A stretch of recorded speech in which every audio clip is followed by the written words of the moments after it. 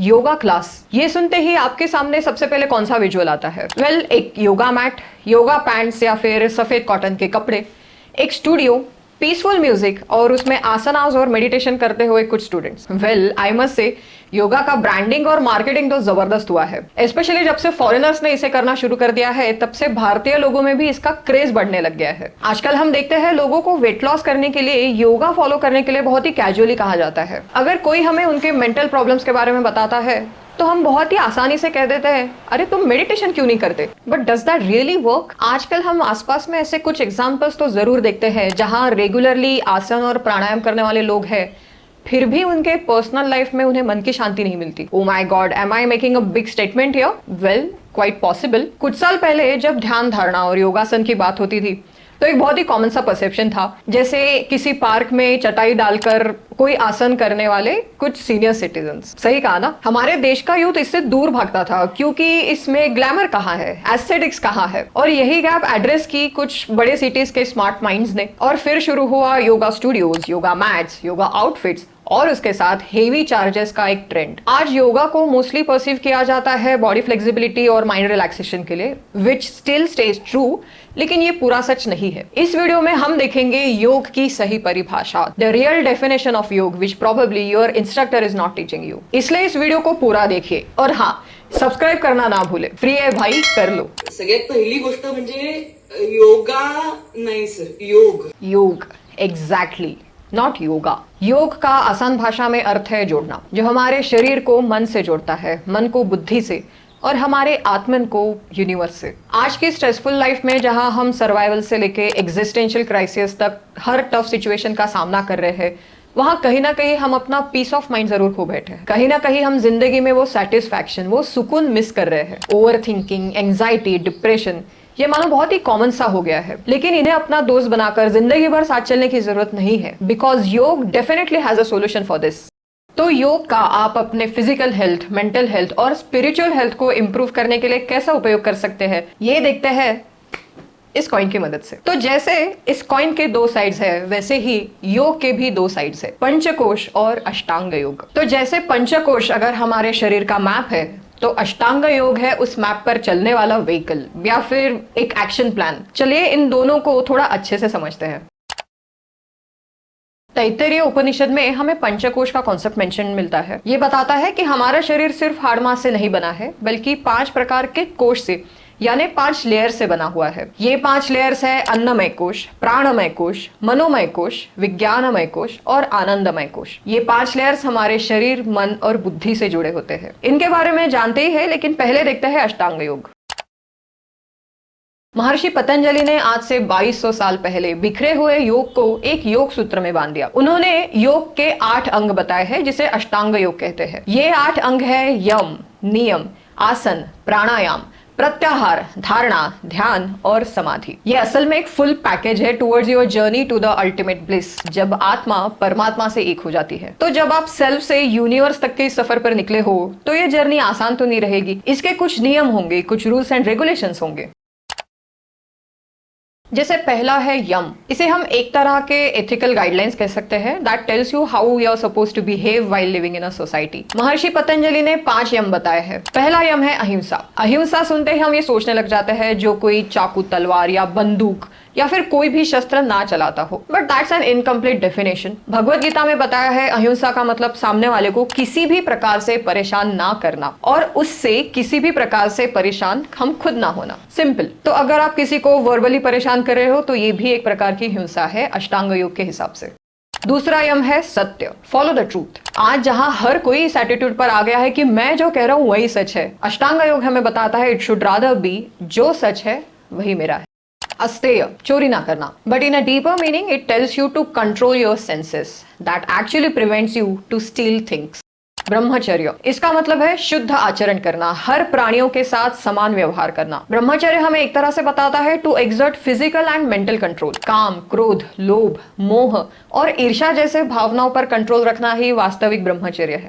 अपरिग्रह, non possession, non attachment, ये बताता है कि हमें जितने की आवश्यकता है उतना ही हमें उसे अपने पास रखना चाहिए, फिर चाहे वो ज्यादा पैसे कमाने की लालसा हो, वस्तु इकट्ठा करना हो यही नहीं बल्कि दूसरों से कंपैरिजन कर कर उनसे ज्यादा पाने की अपेक्षा हो, परफेक्शनिज्म, इन सब का त्याग करना। अपरिग्रह हमें बहुत ही सटल तरीके से बताता है कि किसी भी व्यक्ति या फिर किसी भी वस्तु पर अपेक्षा से ज्यादा प्रेम करना, उसे पाने की चाह रखना, ये ठीक नहीं है। और यही से शुरुआत होती है डिटैचमेंट की तरफ अपना पहला कदम। And you must know how much detachment helps in almost everything. So if you follow aparigraha you will actually get the peace of mind, happiness and you learn to live in the moment. अब जानते हैं 5 नियमों के बारे में जो हमें personal discipline के बारे में बताता है। शौच मतलब प्यूरिटी, हमारा जीवन पवित्र है ऐसे हमें लगना चाहिए और इसी हिसाब से हमें हमारे शरीर और मन को स्वच्छ और पवित्र रखना चाहिए। संतोष, हमारे जिंदगी में खुशी भरी है, हमारा जीवन आनंदमय हो चुका है, यही हमें लगना चाहिए। In other words you should feel the satisfaction from with in your self. तप, परसिस्टेंस या परसिवरेंस, तप हमें बताता है इस बात को ध्यान में रखना कि हमारे जीवन का कोई एक उद्देश्य है, हम ऐसे ही हमारी लाइफ वेस्ट नहीं कर सकते। इसलिए अष्टांग योग में तप हमें सजेस्ट करता है कि कुछ ना कुछ जिंदगी में हमें परस्यू जरूर करना चाहिए। कोई ज्ञान हो, कोई स्किल हो, कोई एम्बिशन हो, you should definitely pursue it. In a deeper meaning, it tells us to pursue that ultimate bliss. स्वाध्याय, ये नियम हमें बताता है ज्ञान प्राप्ति करने के लिए, जैसे वेद, उपनिषद, शास्त्र, किसी भी प्रकार का ज्ञान एक्वायर करना। यह हमें सेल्फ रिफ्लेक्शन के बारे में बताता है, इंट्रोस्पेक्शन के बारे में बताता है। हमें अपने विचार, अपनी वाणी, अपने एक्शंस, इन सब का समय समय पर इंट्रोस्पेक्शन करना चाहिए और हम अष्टांग योग या फिर हम ये सारे यम नियम सही तरीके से फॉलो कर रहे हैं या नहीं, इसके बारे में भी विचार करना चाहिए। ईश्वर प्रणिधान यानी ईश्वर निष्ठा, अगर सिंपलर वर्ड्स में कहा जाए तो ऑल इज वेल, ये बिलीफ, हमारा ये बिलीफ रखना बहुत आवश्यक है कि सब ठीक चल रहा है। There is a power that is working behind this, there is a purpose to our life which we are actually fulfilling in some other way. यही है ईश्वर प्रणिधान। यम और नियम अष्टांग योग के सबसे बेसिक और सबसे इंपॉर्टेंट पिलर्स है, क्योंकि ये हमें जिंदगी जीने का एक तरीका सिखाते हैं। आज के do what ever makes you happy इस एटीट्यूड के चक्कर में हम ये भूल गए हैं कि हम एक समाज का हिस्सा है और समाज के प्रति हमारी कुछ जिम्मेदारी है। इसलिए अगर आप आसन और प्राणायाम रेगुलर कर भी रहे हैं लेकिन आपने जिंदगी में यम और नियम अभी तक फॉलो नहीं कर रहे हैं, तो there is very less possibility that you will be actually benefited from the asana and pranayama, क्योंकि आप कुछ बेसिक स्टेप्स अपने जिंदगी में मिस कर रहे हैं। एक काम करते हैं, पंचकोश और अष्टांग योग के बाकी 6 अंगों के बारे में अब साथ में जानते हैं। अन्नमय कोश हमारे शरीर का सबसे बाहरी कोश है, द आउटर मोस्ट लेयर। यह हमारी फिजिकल बॉडी है जिसे अन्न से पोषण मिलता है। तो सबसे पहले अगर हमें इसे हेल्दी रखना है तो अच्छा खाना खाना पड़ेगा। अच्छा खाना जैसे पिज्जा, बर्गर, समोसे, ये नहीं खाने हैं। अच्छा खाना मतलब सात्विक खाना। यहाँ हमें शरीर को सात्विक अन्न ही देना है, राजसी अन्न कभी कभार और तामसी अन्न कभी नहीं। यहाँ इसके साथ इसे और हेल्दी बनाने के लिए जुड़ता है अष्टांग योग के आसन, यम और नियम। आसनास करने से हमारे मसल्स बनेंगे, हमें स्ट्रेंथ मिलेगी, हमारे ऑर्गन्स हेल्दी होंगे, फिर हमारी स्किन ग्लो करेगी। और इस सबके साथ जब हम यम और नियम का पालन भी करेंगे तो हम बुरी आदतों से भी बचेंगे। So this after all will make you happy, right? Annamaya Kosha के ठीक अंदर आता है प्राणमय कोश, द एनर्जी बॉडी। हमारी सांसें, हमारा ऑरा, हमारी वाइटल एनर्जी, ये सब प्राणमय कोश से जुड़े हुए। जब आपको बेवजह थकावट लगती है ना, तब समझ लेना प्राणमय कोश में एनर्जी ब्लॉकेजेस आए हैं। इसे पैरेलली ठीक करता है अष्टांग योग का चौथा स्टेप प्राणायाम। जैसे ही आप डीप रिदमिक ब्रीदिंग करते हैं, आपकी 72,000 नाड़ियों में प्राणवायु का फ्लो सही हो जाता है। प्राणायाम सीधे आपके प्राणमय कोश को चार्ज कर देता है, जिससे आप इंस्टेंटली एनर्जेटिक फील करते हो। अब बढ़ते हैं हमारे मेंटल और इंटेलेक्चुअल लेयर्स की तरफ। तीसरी लेयर है मनोमय कोश। ये बनता है हमारा मन और 5 सेंसरी ऑर्गन्स जैसे आंखें, नाक, कान, जीभ और त्वचा, इनसे। ये मिलकर रेगुलेट करते हैं हमारे भावनाएं यानी इमोशंस और चंचल विचार। आजकल जो डिप्रेशन या फिर स्ट्रेस होता है वो मनोमय कोश की ही गड़बड़ी है। इसे हैंडल करने के लिए अष्टांग योग में दिए गए हैं प्रत्याहार और धारणा। प्रत्याहार यानी अपने इंद्रियों को बाहर की दुनिया से समेटना, मन को कंट्रोल करना, हमारे इंद्रियों पर काबू करना। और धारणा यानी फोकस बढ़ाना, किसी भी चीज पे कंसंट्रेशन बढ़ाना। वैसे प्राणायाम भी मनोमय कोश पर काम करता है। चौथी लेयर है विज्ञानमय कोश। हमारी बुद्धि, विजडम, सही गलत का फैसला करने की क्षमता, दैट फीलिंग ऑफ फ्रेशनेस जो आपको एक गहरी नींद का एहसास दिलाती है, वो इसी कोश से आती है। जब आपकी बुद्धि यानी विज्ञानमय कोश को तेज करना हो तो यहाँ पे काम आता है अष्टांग योग का 7वां स्टेप यानी ध्यान, मेडिटेशन। ध्यान करते समय आंखें बंद करने के बाद जब आपका माइंड रिलैक्स होने लगता है, तब मनोमय कोश अपने आप ही पीछे जाता है और विज्ञानमय कोश आगे आता है और एक्टिव हो जाता है। ध्यान लगाने से हमारी डिसीजन मेकिंग स्ट्रांग होती है और हमारा ईगो शांत हो जाता है। और आखिर में आती है हमारे सबसे गहरी और सबसे पवित्र कोर लेयर, आनंदमय कोश, the bliss body. It's said to be closest to your soul. यहाँ ना कोई दुख है, ना कोई तनाव है, सिर्फ निर्मल आनंद और परम शांति है। आनंदमय कोश बनता है ब्लिस यानी परमानंद से, जो ना हमारे शरीर से जुड़ा है और ना ही हमारे मन से। इस कोश का अनुभव कराने के लिए है अष्टांग योग का आखिरी और अल्टीमेट स्टेप, समाधि। समाधि वो स्टेट है जहां आपका मन ब्रह्मांड की एनर्जी के साथ पूरी तरह मर्ज हो चुका है। You feel complete oneness with everything. Panchakosha और अष्टांग योग ये दोनों अलग नहीं हैं। ये दोनों मिलकर हमें कंप्लीट होलिस्टिक हेल्थ देते हैं। बाहर से अंदर तक के इस यात्रा को ही असल मायने में योग कहते हैं। ये डीप एंशिएंट नॉलेज देखकर आप ये तो समझ गए होंगे कि हमारा शरीर एक कॉम्प्लेक्स मशीन है जिसके अलग अलग पुर्जे होते हैं, और अगर आप इसे सही से और लंबे समय तक चलाना चाहते हैं तो इन सारे पार्ट्स को टाइम टाइम तक ऑयलिंग और सर्विसिंग करते रहना होगा। इन शॉर्ट, इसे हेल्दी रखना होगा, क्योंकि इसका अल्टीमेट डेस्टिनेशन एक ही है, to connect yourself to the universe, मोक्ष प्राप्ति।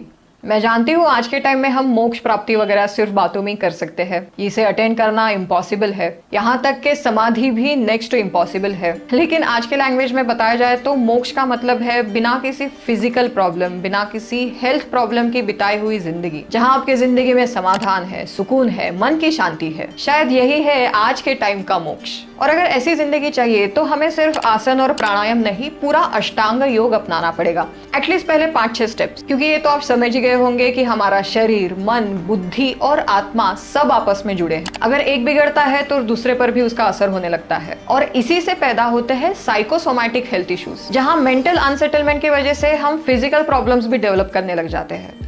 आयुर्वेद कहता है दुख का रूट कॉज है इच्छा, आशाएं, अपेक्षाएं। इसे यदृच्छा कहते हैं, एक्सपेक्टेशंस। हमेशा एक्सपेक्टेशंस रखना खुद से, दूसरों से। जब वो पूरी नहीं होती तो हमें उस बात का बुरा लगता है, अरे ये नहीं हो पाया, अरे मैं वो नहीं कर पाई, अरे मेरे साथ ये नहीं हुआ। उसका दुख हमें होने लगता है। फिर हमारे शरीर में बैड हार्मोन सीक्रेट होने लगते हैं, जिसका असर हमारे ऑर्गन्स पर होता है। फिर क्योंकि ऑर्गन्स अफेक्ट हो गए हैं तो हमारे पूरे शरीर पर उसका असर होने लगता है।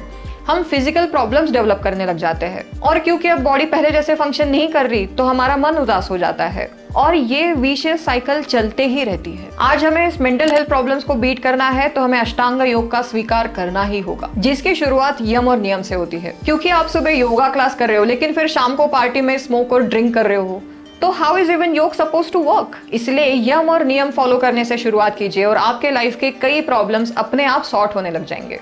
योग मेंटल हेल्थ इश्यूज को रिजॉल्व करने में एक बड़ा रोल प्ले करता है। आज एंजाइटी और पैनिक अटैक्स के लिए जो डीप ब्रीदिंग या JPMR का एडवाइस दिया जाता है वो प्राणायाम ही है, राइट? आई मीन आप सही से प्राणायाम करने लग जाओ and this anxiety and panic attacks will never touch you in life. और ये मैं नहीं कह रही हूँ, हार्वर्ड मेडिकल स्कूल का ये रिसर्च पेपर कहता है कि योग हमारी मेमोरी, अवेयरनेस, अटेंशन, हमारी भाषा, हमारे थॉट्स, इन सबको सुधारने में एक की रोल प्ले करता है। तो अगर आपके जीवन में अभी भी योग साधना नहीं है तो ये अंतरराष्ट्रीय योग दिवस सबसे बड़ा अवसर है उसे अपने जिंदगी में शामिल करके उसे एक लाइफस्टाइल बनाने का। और वेस्ट ने जिस तरह योग का रीब्रांडिंग करके उसको योगा बनाया है, हमारे आसनास को इंग्लिश में ट्रांसलेट कर अब भी वापस हमें ही सिखाया जा रहा है, उन्हें हमारे योग का प्राचीन इतिहास बताना बिल्कुल मत भूलना।